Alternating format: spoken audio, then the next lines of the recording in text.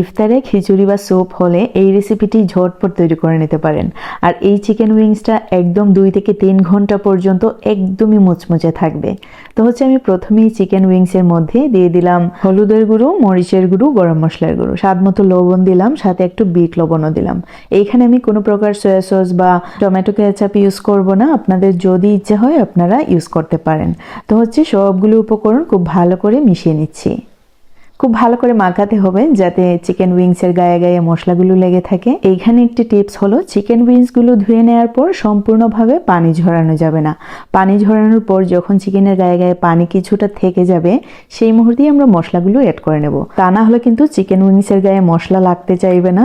সেই ক্ষেত্রে আমাদের পানি হয়তো বা অ্যাড করা লাগতে পারে, অথবা সয়া সস বা টমেটো কেচাপ। তো যাই হোক, আপনারা দেখতে পেলেন আমি ডিমের মধ্যে কিন্তু কোট করে নিলাম, আর এখন কোট করে নিচ্ছি ব্রেড ক্রাম্পের সাহায্যে।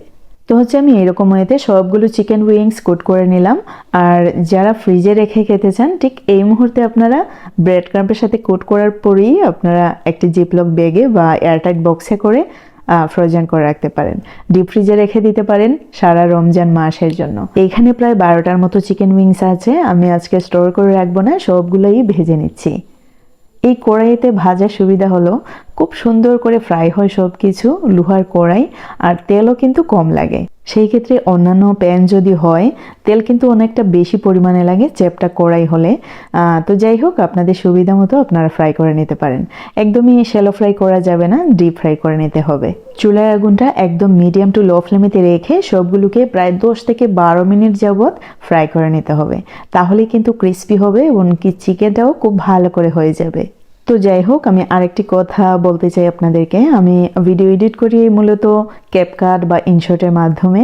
তবে ক্যাপকাটে যে ঢং ডাং শুরু করছে আর কি, তাদের ওয়াটারমার্ক একবার তুলে নেয় আবার দিয়ে দেয়, খুবই বোরিং একটা কাজ। আমার মনে হয় যে আর ক্যাপকাট ইউজ করব না, ইনশট দিয়েই করব। আপনারা অবশ্যই ইনশট দিয়ে করবেন, হয়তো সাময়িক একটা অ্যাড আসবে, ইটস ওকে। বাট ক্যাপকাট এত ডিস্টার্বিং, আমার আর একদমই ক্যাপকাট ইউজ করতে ভালো লাগছে না। তো যাই হোক, মধ্যখানে মনে হয় 1 মাসের মতো তুলে নিয়েছিল, এর আগে 1 মাস রেখেছিল, আবার দিয়ে দিছে। আপডেট দেওয়ার পর দেখি এরকম একটা মার্ক চলে আসছে। তো যাই হোক, এটা আর আমি ইউজ করব না। তো যাই হোক, আমি এইরকম ওয়েতে সবগুলো চিকেন উইংস ফ্রাই করে নিলাম, আপনারা দেখতে পাচ্ছেন। তবে এমনভাবে ফ্রাই করবেন যেন একদমই ব্রেড ক্রাম্প পুড়ে না যায়, যেন কালার একদমই নষ্ট হয়ে না যায়। একটু কেয়ারফুলি ফ্রাই করে নিতে হবে। এই রেসিপি যদি সেম ওয়েতে আপনারা ইফতারের 2 থেকে 3 ঘন্টা আগেও ফ্রাই করে রাখেন, আশা করি একদমই মুচমুচে থাকবে। আমি প্রায় 2 ঘন্টা আগেই ভেজেছিলাম, কিন্তু আলহামদুলিল্লাহ ইফতারের সময়ও অনেক মুচমুচে ছিল, অনেক ভালো লেগেছিল। তো যাই হোক, এই রেসিপিটি আপনারা স্যুপের সাথে বা খিচুড়ির সাথে অনায়াসে খেতে পারেন। আমরা খেয়েছিলাম খিচুড়ির সাথে, একদমই লেটকা খিচুড়ি আর কি।